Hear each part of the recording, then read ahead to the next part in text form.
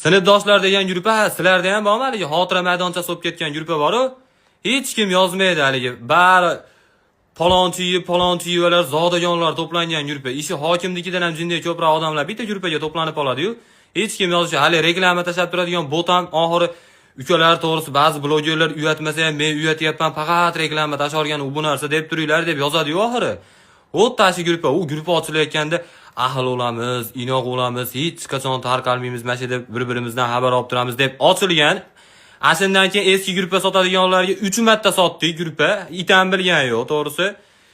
Ikkita gruppani darg'asi oladi haligi tumanliklarda qanaqadir yangilik yo'lib, qotillik yo'lib Telegram gruppalarga, kanallarga tarqab ketsa videolar asini tashab turadigan. U bolalar, qizlari va shu oxirgi martalik Opendetga dadasini erkasi degan niklari borligida yozishgan haligi.